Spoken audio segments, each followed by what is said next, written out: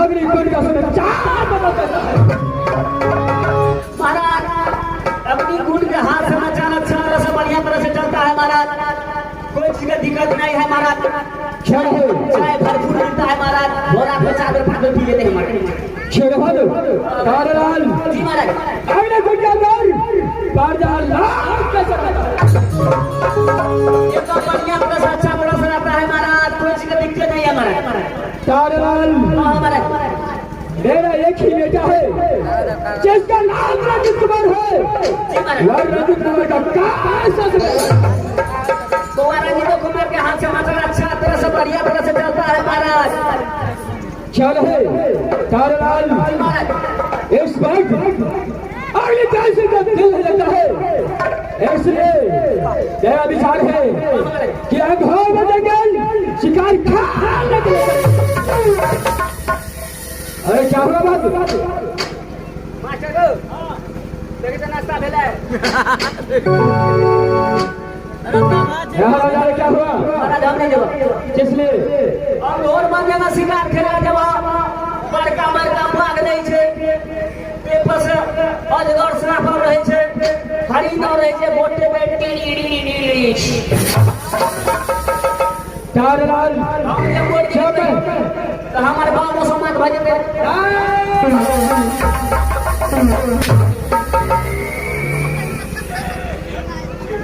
सारा सारे बात का बोलता है। तारलाल तारलाल जब मैं तुम्हारे साथ हो तो इसमें डरने की बात क्या है? चल यहाँ से चल है चल यहाँ से भगवान का शिकार सब गाँव में भी लगना चाहिए। चलो यहाँ से ये हमारा हीरा है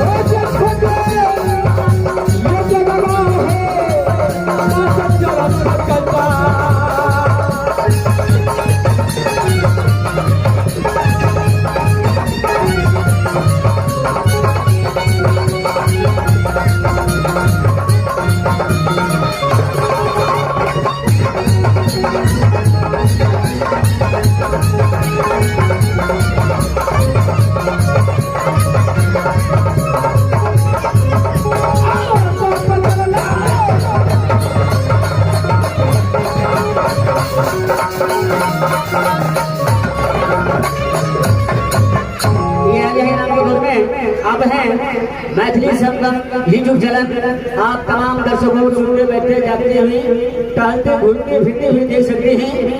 मैथिली संगम यूट्यूब चैनल जिसका प्रोपराइटर है ओम जी ग्राम भजनहा।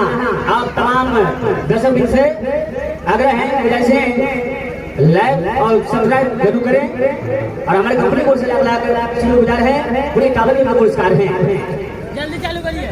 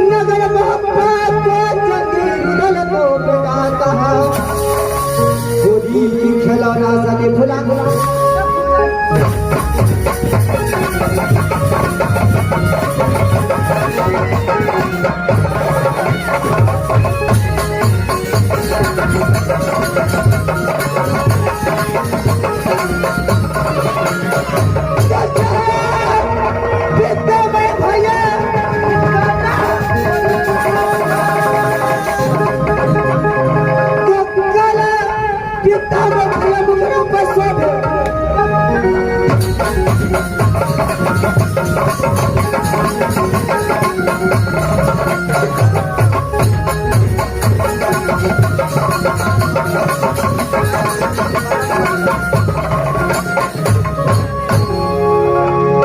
सजना मैं बस भैया मुझा जुमा को जो बेटा कहला था जमीर को जो बेटा कहला था जमीर को तो गोली खेल न सके फुला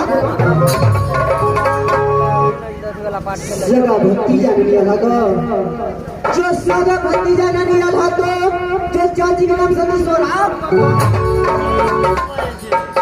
मुझसे बड़ा भाई का निधन कुमार है तो परंतु मेरा नाम निधन सजना एक समय की बात है कि जिस टाइम हमारे 5 वर्ष का था पिताजी ने मधुपुर कॉलेज में नाम लिखवा दिया। जिस टाइम मैं मधुपुर कॉलेज जाने लगा उसी वक्त मेरे पिताजी बोल दे गया अरे बेटा इंद्रजीत कान खोल करके सुन ले दिल में लगा कर मधुपुर कॉलेज में पढ़ना जब तक उत्तर नाम का पढ़वाना राज मापा से मधुपुर कॉलेज में जाए तब तक बयान नहीं सकता है बिना परवाना को मधुपुर कॉलेज से राज मौका आ गया तो मैं अपनी चंद हाथ हे माँ आज 12 वर्ष इंद्रजीत को मधुपुर कॉलेज में बीत चुका है ना तो राज मौका से कोई चिट्ठी ना कोई परवाना मधुपुर कॉलेज में आता है कि मैं यहाँ से क्लास में मिलने के लिए जाऊँ लेकिन ठीक है इस समय मैं मधुपुर कॉलेज की पढ़ाई करता हूँ क्योंकि कॉलेज का बहुत लेट हो चुका है यहाँ से सीधा मधुपुर कॉलेज की चढ़ाई करता हूँ